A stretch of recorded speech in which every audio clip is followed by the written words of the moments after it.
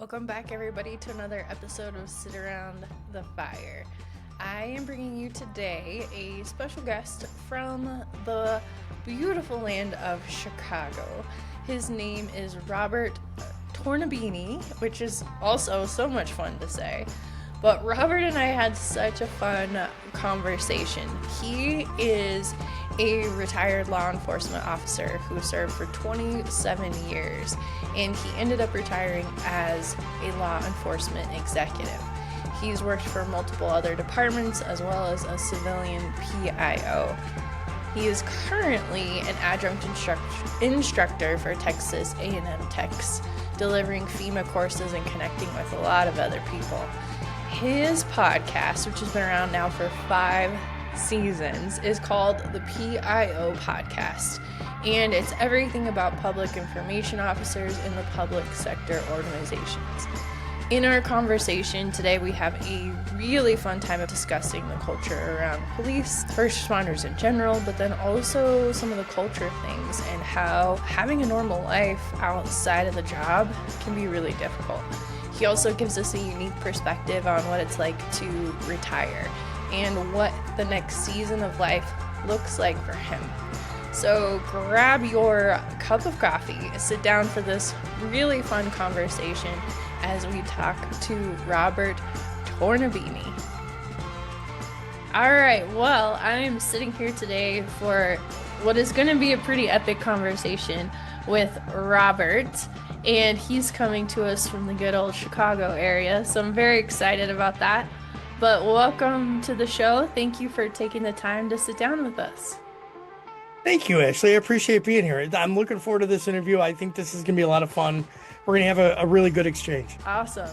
Well, let's start off with the number one question I like to ask is, for those people listening today, what's the message that you want to get across? The most important thing you want that person to hear? Since we're talking about, we kind of we moved our way into this before we started the interview, was if you think that you are 100% healthy, you're wrong. That's kind of the way I want people to look at it. And we can all use a little bit of help. We can all use a check on ourselves every day. And so just because you think everything's great, there's always a chance that you might be a little off, or you're ignoring something that you need help with. So I think the number one thing is, I think, is take care of yourself first before you do anything else, and always try and improve yourself the next day. Brilliant. Perfectly said. Yeah, I have really tried to implement that into my life as well too, is just every day a little bit better, growing a little bit more. So I like it. I started journaling probably about 5 years ago when I was right after the pandemic. During the pandemic, I started journaling as a way just to go through the thoughts that you're going through during the pandemic and everything, and just kind of explore your own emotions, because at the time, everybody's isolated. I did a lot of bike riding back then too, by the way. I was outside I did it was like 30 or 40 miles a day. I rode my bike just to go and exercise, and a lot of fun. But the problem is you think a lot too, and it's hard to write when you're riding a bike. So then I would come home and I'd sit there and I'd journal, and it was interesting to go back and to read that stuff years later, and to say, okay, I could see where I was going through something. I gotta work on that and check back in on that and fix that issue. Yeah, absolutely. Yeah, I guess you'd need one of those like voice memos if you're gonna try to do it on your bike. Yeah, yeah, you would need to do hey Google, take a note, you know, but that would be crazy, because half the time it can't hear you because of the wind anyway. So yeah, it wouldn't Right. work. Then you'd be the crazy guy on the bike trying to talk to himself. And everybody would, right, and everybody would think I'm nuts. So yeah, I probably would be. Oh, well, Robert, give us an idea. Tell the people listening who you are and a little bit of your story so they can get a picture of who we're talking to today. Sure. I am a 58-year-old male from Chicago, born and raised here. I'm married. I have three kids, all in their 20s. Great kids. I've got a 28-year-old daughter, a 25-year-old son, and a 23-year-old son. They're all doing their own things. They're doing great, and it was an experience of a lifetime to have kids when I first had them, and then the next thing you know, they're all gone. They're out of the house already. My thing is I worked as a cop for 27 years. I worked in three different law enforcement agencies.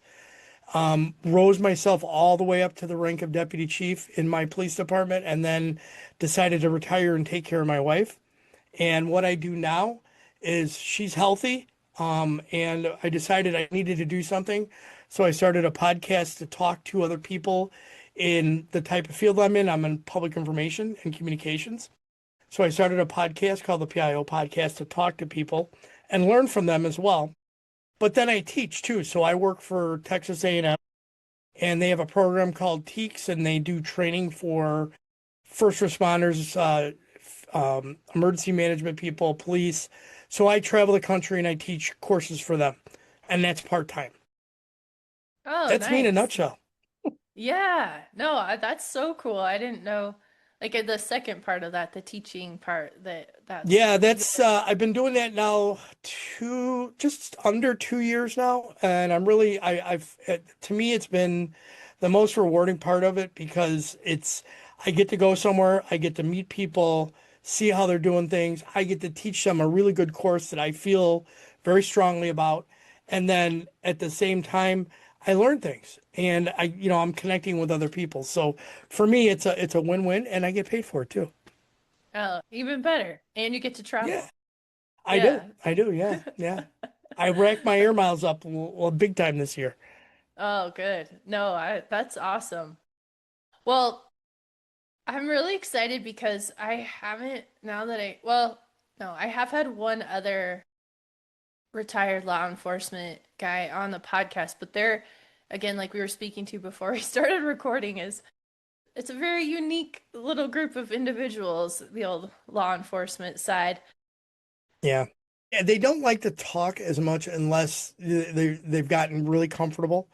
You've got to kind of find a way to get inside that veneer that cops build up over their career, and you being a retired firefighter, you've seen this. You go to crime scenes or you go to a fire call, and people are standing around, and it might be devastating to the people outside, but to us, that's just another day at work.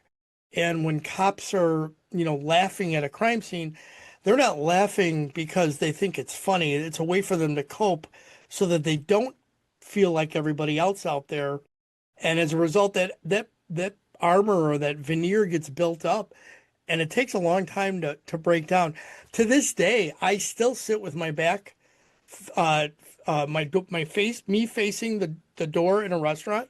My wife knows this. My kids know this. They know which chair I'm going to take or where I'm going to sit in the booth. It is a lifelong thing of way of changing how you do things, and it takes time. And cops opening up are not necessarily the best ones. You got to really work at them. And Hmm. I've come a long way in my ability to communicate. And I like talking. Most cops don't.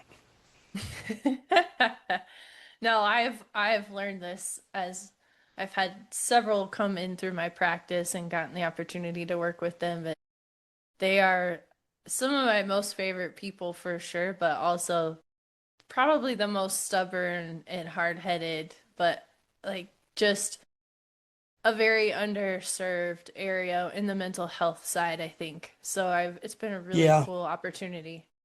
So I'm in Chicago, and the Chicago Police Department has had one of the highest suicide rates of any of the law enforcement agencies in the country. They are under extreme stress, under manpower, underpaid, hated by the administration of the city, hated by a good chunk of the population of the city, vilified in the media a lot of times, and that's a very hard thing on a day-to-day basis to go to work and to do your job, and then find out that I don't know, maybe you broke a regulation and you're getting suspended, and now your kids are not going to be able to go to their school, and because you can't afford to pay it anymore, and now you run into a whole pile of other issues from that. And Chicago has struggled to deal with suicide prevention for their officers. They've really had a hard time addressing it over the last 15 years. Their numbers have been higher than most of the other agencies of similar sizes. And I think part of it is the politics in this city. It's a lot different than other parts of the country. And the cops tend to be relatively conservative for the most part. And the communities here is extremely progressively to the left, and then to the point where over the George Floyd time, that was the defund the police thing, and they let half of the city kind of burn down, and they told the officers just let it happen, and then Hmm. the public gets mad at us because we're not doing anything to stop their stores and their businesses from being destroyed, but we've been told by the politicians don't interact and don't cause more problems. So it's very tough for those guys. And Yeah. I feel bad for the guys and girls in the city of Chicago. I'm glad I'm retired. I would never tell a family member to become a cop. If one of my younger nieces or nephews came to me and said that that's what they wanted to do, because it's just it's not a good environment for them right now. And it's very tough. Yeah, absolutely. As I hear you talk, it kind of going through my mind of some of the struggles that I see come through my door with law enforcement, and I'm wondering if we can speak to some of these because I think it's going to all come together with what you just talked about. But one of the main issues I'm seeing or hearing a lot about lately, and you spoke to this as well, is the leadership side of things and not feeling like they have support. So Yeah. much as so, I mean, we know everything is kind of like cuckoo for Cocoa Puffs right now of budgets and things like that. But Yeah, there's a lot of departments that are cutting staffing, not hiring, taking away training and overtime. And I wonder if you could speak to like the morale side of things is when this is coming down from a sure. leadership, how I mean, if you have experience as to how it was received or what you know the people best too, is I like can give it how to you does this from impact? Yeah, I can give it to you from both sides because I have it from a leadership side, and I was in the executive side at the end of my career, down to the officer side. And I will say, the agency I worked for, we were very lucky. We had a department that was usually well staffed, up until when I retired, when staffing was becoming harder and harder to do. It was harder and harder to get people. When I started my career 30 years ago, 34 years ago, you could go to a test for a police department and there would be 1,500 to 2,000 people there, and there would maybe be one opportunity to get hired. And now you could go and test for a department, there'll be 15 spots open, and there'll be 15 people testing, and only a quarter of those that will actually pass. That's part of it is the battle between just getting the bodies onto the ground and into the seat of the patrol car. The other battle of it is because the officers are more stressed and because management is more stressed about addressing with less, doing more with less. And our mission, let's face it, our mission since 9/11 has changed over the years. It's gotten to be more, they had this warrior mindset for a long time after 9/11. And that was, I think, in my opinion, it was a bad mindset to have for law enforcement. We're not in the Army. We're not in SEAL Team 6. We're not the FBI. We're local agencies. And for a lot of the cops to go into that warrior mentality, it changed the way that they thought. And of course, we did have people coming out of the military, going into law enforcement. So they brought some of that mentality with them. And that it kind of changes the way you look at things and your perspective. So those are a couple of the factors there. And then from management's point of view, if you get an officer that comes and says, I'm having an issue, there's two things that are going to happen. If I was a line supervisor, an officer comes in and says, Sarge, I'm having a problem. My wife and I got into a bad fight. She's mad at me. There's some things going on at home, and I'm not feeling very good about myself, and I feel like I might hurt myself. Well, I don't have much of a choice legally once he says something to me like that. I've got to pull him off the street. I Mhm. also would probably pull his gun. Now you take a guy that has got stress at home, who's just been put on basically administrative leave, who can no longer work side work or overtime, running into more financial issues on top of it. And then he's got to go see a department issued shrink to get evaluated, determine if he needs care, and then to go for that. And in most cases, and in my career, there's only been a handful, not, I mean, two that I know of in multiple agencies around me that were extreme risks to their own life. The vast majority of them were people that were reaching out for help. They needed guidance, they needed where to go, and they didn't know what to do, and they said it to their supervisor, and then as a result they paid the price because they were sent home, they were taken off duty. Then of course the rumor mill goes at the station, and people start talking, and the first one is, well, he's just calling it sick because he's goofing off, or then somebody will leak that he's got some issues. And then there's a lot of talking behind it. And we all know spouses love to talk, and that they start passing that information around. So it's from the officer's standpoint, talking about it is very dangerous to do. They can lose a lot. From the management side of it, obviously we want to make sure that we have healthy staff because we're interacting with the public. So we have responsibilities to do and liabilities that we have to address. I do think at times we forget that we have to be people too, and we have to look at that person and say, okay, I can see you're going through some stuff. Let's get you some time off. How about this? What time off do you have? Why don't you take some time off, take some vacation time, or I'm going to give you some leave without responsibility, and you get some help. And that's, I think, one of the biggest problems that we have is we always say call EAP.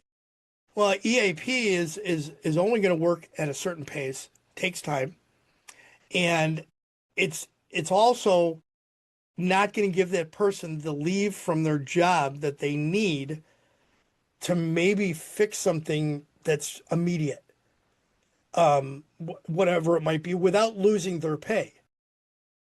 Because it drives so many officers. That's why so many of us work overtime. We're not doing this job because we're going to get rich. Never going to happen. It pays well in some cases. Benefits are good, but it's not going to get us rich, and we're not making six figures. And that's why there are some sheriff's deputies that I know that became OnlyFans models and are making a lot of money doing that, and they gave up working the street a long time ago because they were able to make a lot more money. Yeah. I'm Gosh. rattling. I'm sorry. I'm sorry. No. Oh, this is all about you. It's not about me. So you're doing great. I love everything you have to say, and it's so valuable because gosh, there's just so much to break out from all of that. And I've seen it on my side too when people come see me, often because I'm not affiliated with any department or work mandated program and kind of outsourced off of that. But I've literally heard people say, like, I can't keep coming, or if anybody finds out that I'm coming here, like my job is at risk. And or I've had people also share that they were told very explicitly that they did not get a promotion because there was rumors going around that they were seeking mental health care, and that questioned their um, capacity to handle a leadership role, which is just so crazy. It's literally It so is. crazy. It is absolutely, absolutely the worst thing in the world to tell somebody that they are not promotable because they're seeking and getting mental health supervision and working on a mental health issue. The biggest problem that we have, the stigma that the country has put on mental health, is why we have all the issues that we have right now. People need to reach out and they need to address the trauma that they experience. The things that we see on the job are hundreds of times worse than what people have and understand in reality. The trauma that you experience, and then you have to go home and you have to shut that experience off in your mind so that you don't leak to your family. And and then it becomes you're withdrawn, your spouse doesn't understand what's going on, and then you become quieter and quieter. And then as cops, I'll tell you the worst thing in the world I would do when I was a young cop, we would go out with my wife and we go out for friends and go to a party or something. And the first thing somebody says, you enjoy arresting somebody? So what did I do? I stopped talking about what I did. I Yeah. stopped saying anything about what I did. As a matter of fact, I used to tell people I was a toll booth collector I because don't they're like, blame oh, you. because it got to the point where I was vilified a lot of times, and it's like this is my job. Do I ask you if you like taking people's money, and squandering it on the stock market or stuff like? No, I mean but I had somebody do that to me multiple times. And Mm. it got to the point where I told my wife, I don't think we're going to come to these people's party anymore because I don't feel comfortable being here and I get funny looks. So it changed the way I look at people and I get more withdrawn. And I'll tell you, as a new, a father early on, and then and of course seeing things as an investigator, I saw physical abuse and sexual abuse of children, and then I had kids. So then I am like hyper vigilant, even off duty, and I'm hyper vigilant with my kids. Try to relax the mental capacity of your brain when you're hyper vigilant 24/7. Your body can't handle it. You drink to sleep. You don't eat correctly. You're freaking out about your kids being alone. I used to freak out and wonder what anytime they went somewhere and I could not see them. I was freaked out about what was going on. Who was this person that was with my kid? Who was this coach? Why are they talking to my son that closely? Or why are they talking to my daughter that closely? Um, I would go walking with my kids. My wife would go shopping, and the kids would be, they'd run in between the clothing racks and stuff and hide and do all that. I would step back so I could see them all. I was nowhere near them, but my whole job was to watch them. So in my mind, some predator would come and steal them. But yet, that is not healthy to be that way. And I realized part of it was the trauma that I experienced. I experienced some very profound trauma as a early teen, as a tween, a 12-year-old. And it was something that I did not address until I was in my late 30s and really started taking care of it until my 40s. And I'll tell you, that was something that affected me. To this day, I still have issues with it. Yeah, I hear what you're speaking to is this the hypervigilance that you brought up a couple of times and how that becomes baseline state for people. Yes. But recognizing how our bodies are not designed to be in the sympathetic nervous system, that fight or flight all of the time. And now it's not just happening at work, but it's happening at home, at the store, or wherever you are. Is this constant state of hypervigilance and the toll that it takes, I think, cannot be understated for people how big of a deal it is. And you cannot, like, it is just, we're killing our bodies so early. We wonder why Yep. first responders have like terrible health after No, after they they have high retire. blood pressure, right? High blood pressure, cardiac issues. They're overweight. Hey, I've always, an officer, I always struggle with my weight. I've always worked on it. I've always been able to handle all that. But I'll tell you, there are other guys I've watched come on this job and they're super thin, and the dynamic goes, where they start drinking and they start eating, and you don't eat right foods. And when you work midnight shift, it's good luck trying to, years ago we never brought our food to work. Nobody had a lunch pail. They just went and bought something from the fast food place and ate it. And you were lucky if you got two bites into your meal before you had to go to the next call. So, it's now I know we're better. We talk about eating better. We talk about a healthy diet. We talk about exercising. We talk about medication. We talk about vitamins, how much that matters, and good sleep. Oh my God. One of the best things I learned, I was on midnights as a new supervisor years ago. And I had a deputy chief that was um, he was OCD, and he had to have answers to everything before 9 o'clock in the morning. I would get off shift a little after 6:30. I'd drive my 40 minutes home. I'd get into bed. I'd fall asleep. My wife would go to work.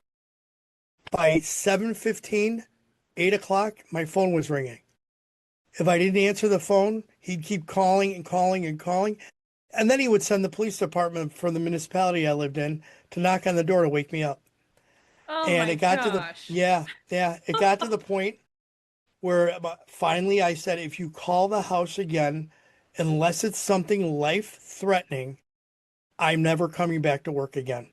And I was serious about it. I meant that because there's no reason I should have been getting those phone calls, for it was stupid stuff. It was nothing ever important. It was always, oh, I just want to know this answer. And you couldn't have waited till 2 o'clock in the afternoon when I woke up, when you were still at work. No, you had to know it at 8:15 in the morning. And that was the first maybe 4 months of my career, and it was beating the crap out of me, having gone from day shift to midnights as a supervisor and having to address that on a regular basis. So you know what I did as a way to get back to him? I started calling him at 11 o'clock at night. Of course. Oh, I just want to let you know that this is going on, just so you don't have to call me back. Wow, awesome. Yeah, Oh my gosh, that's great. yeah. Yeah, it's the sleep. It's, I don't know. I was having this conversation the other day with a friend who's actually a retired dispatcher and she worked a lot of swings and graves. And I don't see a good, I know there's no other way, realistically. Somebody has to work that shift. Hmm? But man, it just takes a toll on people. It gets, I think if people like I learned a lesson when I was on midnights is for me, I could not change my sleep pattern. And that was the problem. Most people when they work their shift, they work just like they would go to sleep at a certain time, get up, go to work, and then come home. The problem is you can't come home right away. And that was where I learned to change because when you work day shift, you don't just come home and go to sleep. You come home, you maybe go work out, you work out in the morning when you get up, or you do things and chores around the house, and then you go to sleep 3 or 4 hours later. You don't go to sleep right away. So as a result, you're not following it like a circadian rhythm for yourself. So if you would get into some kind of rhythm and stay in it, because the problem is most people they do their 3 days on or 4 days on or whatever number your pattern was, and those other 2 days that they're off, they'd go back to their normal sleep pattern or what they was considered normal, and then they'd be like a wreck because their body clock was off, and they would get in arguments with their spouses. Why? Because they wanted to spend time with their spouses when they're awake. So I learned a long time ago that just let me stay in my routine in my sleep pattern. And when we have a special occasion, I'll find a way to adjust for that, like a wedding or if we were going out to dinner with somebody, I'll adjust and change my pattern for that for a short period of time and then go right back on it. And that did help. yeah, I think it's the only way you can really do it healthily is Yeah, to do and it that way. you gotta eat right. That eating right, and I used ashwagandha. I still use it. It helps me relax at night and when I'm ready to fall asleep. And that stuff's great. I love using it, and it helps. And vitamin D was another big thing for me. Taking vitamin D was another massive aid for me. I didn't need it a whole lot when I was in Colorado because when I was in Colorado, we got plenty of vitamin D. But when you're down in Chicago, you get a lot less sunlight, so you get a lot less vitamin D. I needed vitamin D, and it definitely helped. Yeah, absolutely. I have a semi-juicy question for you that maybe you could give some good insight into. We haven't really talked about it much on the podcast, but it's just something that I think would be interesting is within the first responder. I know it happens in both areas.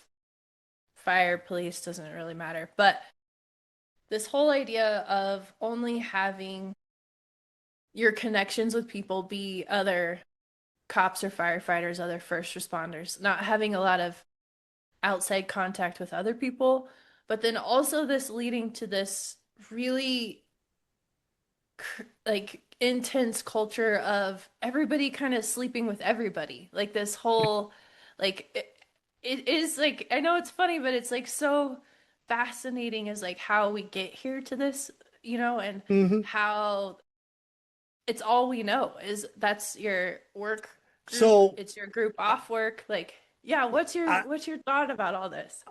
it's an interesting thing. So I never saw it actually in well, I never actually saw it in the department in for a good chunk of my career. There wasn't a whole lot of we didn't have any female officers in our department. We had a couple of female dispatchers, and they were dating officers, yes. But we did have a couple females come in later on, and they were doing things with guys in the department. And then it ended up starting rumors and not necessarily good for marriages. When I saw it, the worst was the hospital. Mm. Um, Hmm. how many how many officers got involved with ER nurses, or actually one officer had a really torrid relationship with an ER doctor until her husband found out, and then that got even worse. Oh So yeah, no. interesting stuff.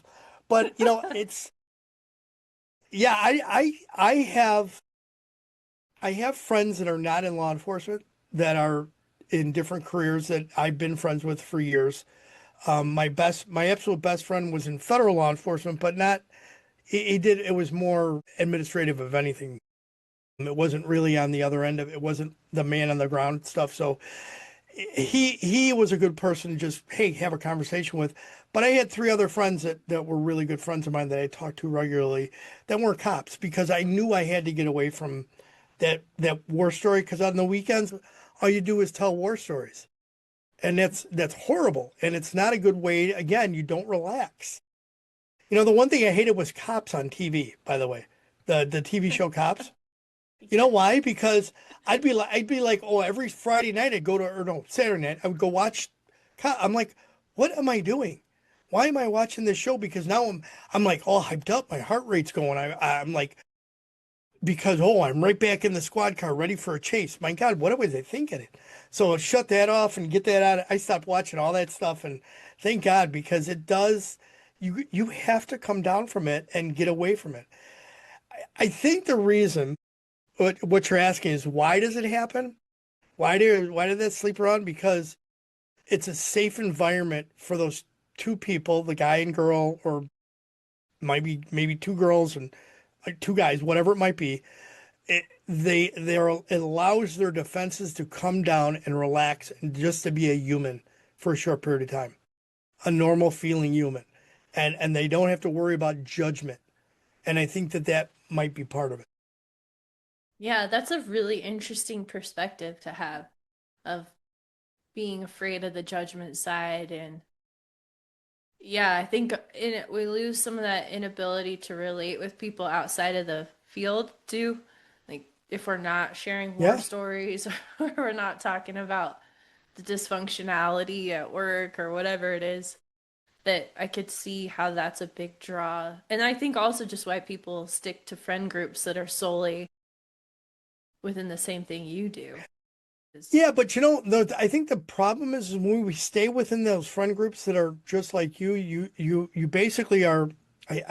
You're talking to a mirror reflection. You're just getting back what you're giving, and you're not really getting a different perspective.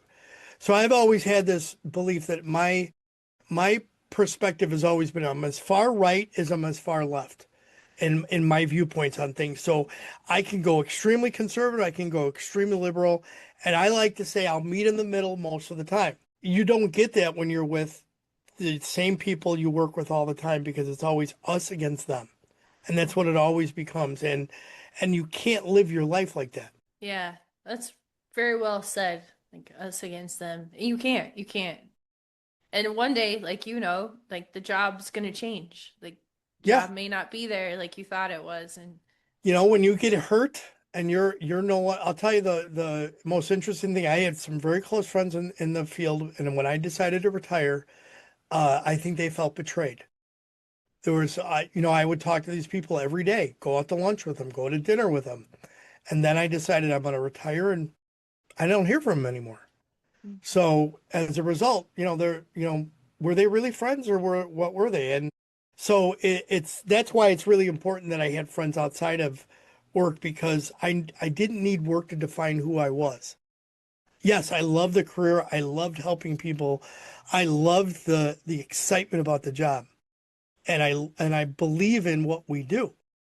But I also realize that it's going to come to an end at some point for me and I'm not going to be doing it anymore. And it's important to be able to look beyond that and say, okay, what's next? Yeah, finding purpose after you not putting on the uniform anymore. Yeah. I mean, and that's where I think a lot of cops end up in suicide later on in life if they don't have the next thing to do. And I know there's training now that they have for officers, where you're transitioning to civilian life, and they give it to you in an earlier stage of your career so that you can start to look towards what happens when you hit 20, what happens when you hit 25, what happens when you hit 30, and you find a new purpose for yourself. I have a friend that was a firefighter who is now a really amazing craftsman. He does all kinds of stuff with wood, builds all kinds of amazing stuff. He works for some really rich celebrities that they just contract with him to do and build tables and wall things and everything you can imagine out of wood. And he started out working in his garage 3 blocks from me, and now he lives in like a $10 million house. Oh And my his whole gosh. his whole bottom part of the house is his workstation. It's all Wow. woodworking. Yeah, Oh, that's cool. Wow. yeah. That's really so you mentioned outside of work things, and I'm curious as to hear a little bit about you because you've been married for a good chunk of time here. But what's your best marriage advice to those who are still online of how do you still invest in your relationship and sustain a relationship in this It's very every high demand? Yeah, it's every day. It's every day. And I'll tell you, I was not the greatest husband. I made mistakes. I screwed up. I upset my wife when I was working. And I've learned over the careers, number one is you try not to go to bed angry. Always try and talk it out, at least to get it settled for the night so that you don't wake up angry. Number two is just be honest. If you're going through something, she's the one that saved my life. Without her, I would not be here.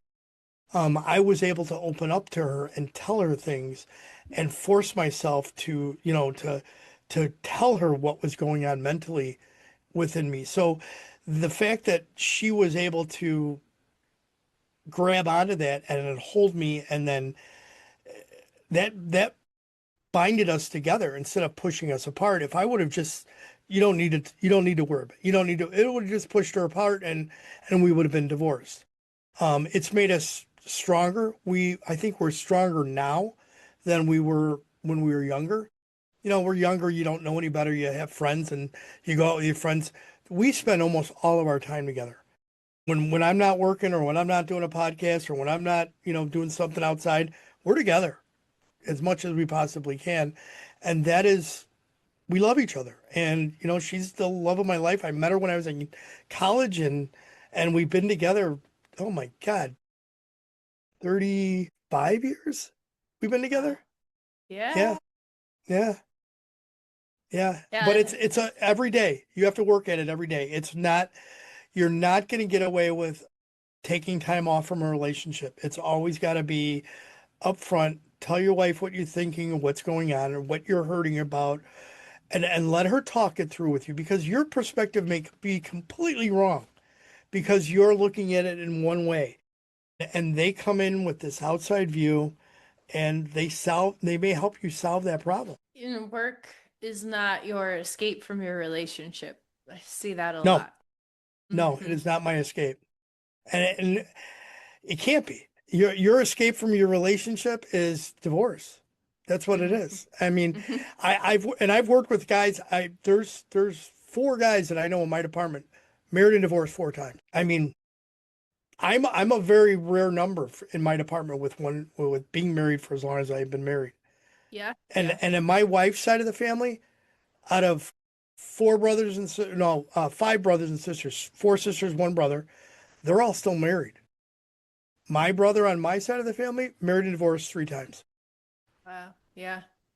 Huh. So the Interesting. fact that my wife's side of the family has no divorce in it, not one that I can even speak of, and on my side, my brother accounts for three by himself. Um, you know, my wife is the one that she's the glue for me, and we've always talked. Yeah, that's huge. I think it's kind of a we look at it as a joke, but it's not really that funny of a joke when we talk about how many times people have been divorced and married again. Oh my God, yeah, oh, I'm on Uh, wife number five. Yeah, oh my God, no, no. It's not really a badge of honor. no, not at all. Yeah. But I like what you're saying, open communication and I think too holding recognition that it's gonna look different for you guys than it is for your other friends. Like the Yeah, jobs, it's just it's a different thing you signed up for. It doesn't make it better or worse or anything. It just means it takes some different tactics and working around schedules and very clear communication and meeting the other person where they're at to have really successful outcomes when it comes to your relationships and your marriage. absolutely. Yep, I agree. Yeah, the other thing I'm curious to hear your perspective because I think this will also speak to we know there's a lot of people that are just getting started in their career or they're the new guy, the rookie out there on the street. But if you being in the place that you are now and having gone through what you did and understanding more about what the capacity of the job is, what this looks like for you mentally, physically, spiritually, all the things, is what would you speak to that person that let's say they're like 1 to 5-ish years in on the job? Like, what would you say directly to them? Number one, I would say make sure you're physically taking care of yourself. Everything from physical fitness to mental health and to physical health, making sure you're watching and paying all attention to that. Number two, make sure you're staying educated. Get as much training as you can through your department. If they're not paying for it, you're going to have to pay out of pocket for it. And if you don't have a degree, go to school and get your degree. You should have that degree so that when you retire, you can go to something else. They always talk about, oh, life experience matters. Life experience matters. It does to a point. But if you don't have that degree, a lot of times it doesn't even open up that door for an interview. So without it, get it. And if work pays for your degree, let them pay for it. Go to school while you're working. And there are plenty of online schools you can go to now where you can do it all while you're working your job. Come home, get online, do your classes, and then graduate before you know it. Yeah, one of the things I always it I don't like to say it annoys me, but I'm like, oh, stop thinking this way. Is this I have nothing else I can do. I have no other skill sets. I don't know what I would go do if I didn't do this job, and I think that's a really strong pitfall we work our way into if we start And thinking that. that's why you have to have diversity in what you do. I mean, you have to have physical activities that you like to do, and you have to have hobbies. And some people do. A lot of cops hunting as hobbies. A lot of them do drinking as hobbies. Those are not. Those are hunting is one thing, but it's very rarely is that going to pay you unless you're taking people out on safari. Um, but it's really not. What are the things that make you're really interested in doing things? I have known one guy that he reconstructs pinball machines, and that is a great hobby. He started, somebody gave him a pinball machine, and he just took it apart, figured out how it worked, and started cleaning it up and buying parts to replace it. He sold his first pinball machine for like, I don't know, like $500, and he bought another one, and he just kept going. So he's got his own pinball business, pinball Whoa. machine recovery business. So it's a good side business, but he started out just finding something, a hobby to do, and hobbies are good, and it helps you mentally break away from work. Yes, absolutely. And it, like you just spoke to, it could be literally anything, anything Yep, you enjoy, anything that fills your cup. Go do those exactly. things. Yep. Hmm. I mean, you go hiking. go by. I did a lot of bicycling when I was during the pandemic because it was a good way to just get out and go and see the city and to see the community. Because when we were all locked down, what do we all do? We sat in the house, watched TV. I watched so many series. I don't want to watch any more series. Bicycling was a big thing, but I mean, there are so many other things you can do. You just got to try it. And then you have to have relationships outside of work. Whether, and again, I know the only place we tend to meet people is when we're working. Then that means you need to change the way you look at who you want to find and meet. You might be, you have to change your perspective. Maybe go to a dating site and go onto one of those.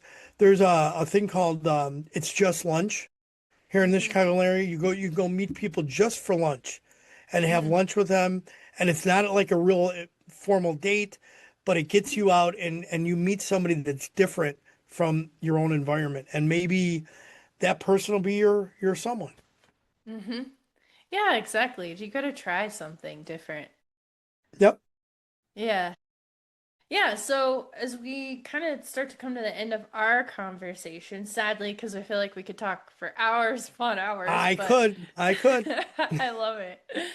But I really want to drive home the point of what do you want to say to that officer that's listening today that's either struggling in their mental health, struggling with things that are showing up, whether it's not sleeping right, nightmares, irritability, anger, excessive drinking or gambling, spending, any of that kind of stuff.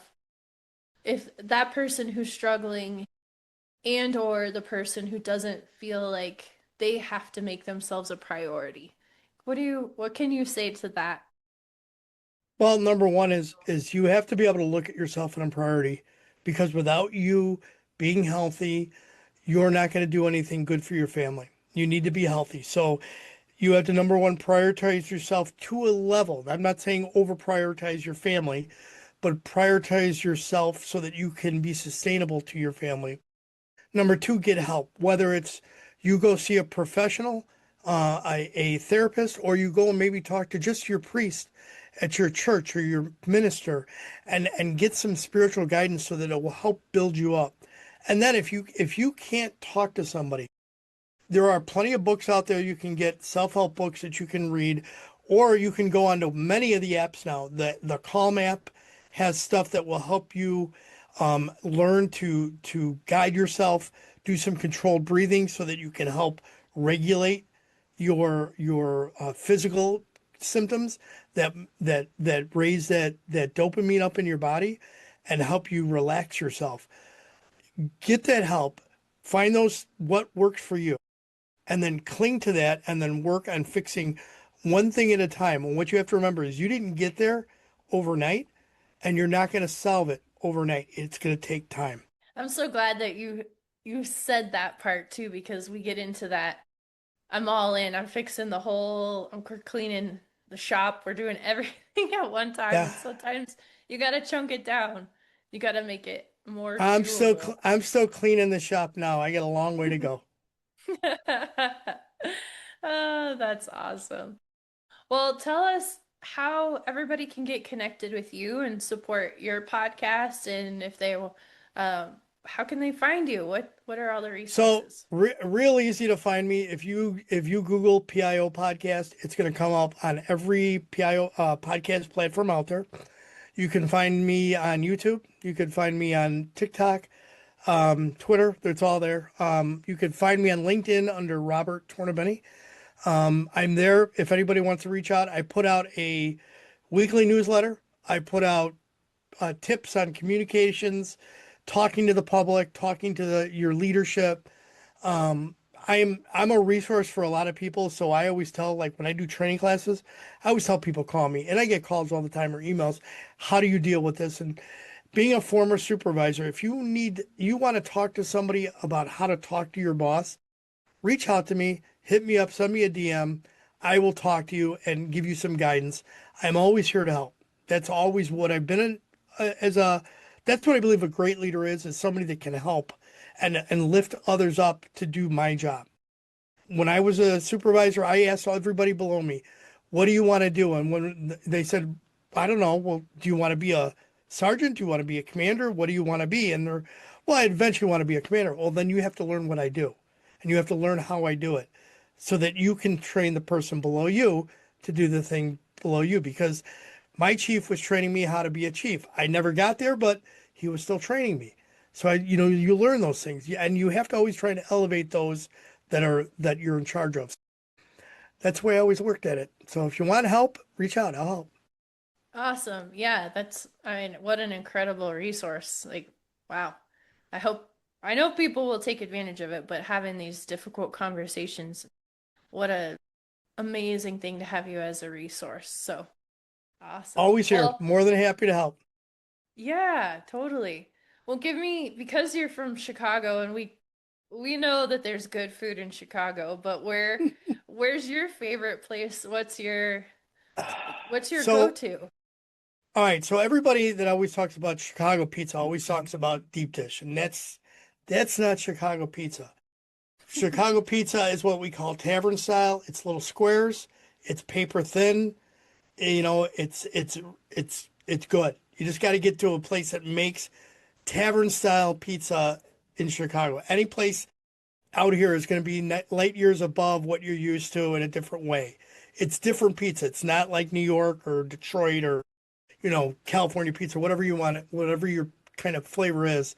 It's just a different way of having pizza, but it's a good way. Beef sandwiches here, it's people always say Portillo's. There's a couple other places here. You can go to Mr. Beef, which is, if you ever seen the show, it's on Hulu. God, I can't think of the name of it now. Oh, The Bear. Mr. Beef was their restaurant. One of the restaurants he owned was Mr. Beef, and that's a legitimate Oh, cool. place in Nice. Chicago. So their beef is pretty good. Yeah, that's pretty much what we're known for: beef sandwiches and pizza. Nice. I mean, you can't go wrong, really. No, not at all. Not at all. All goes good with beer.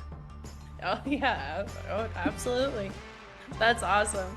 Well, thank you again so much. It's really like such an honor to hear from you and your sharing and your wisdom and all of your stories and just putting your voice out there.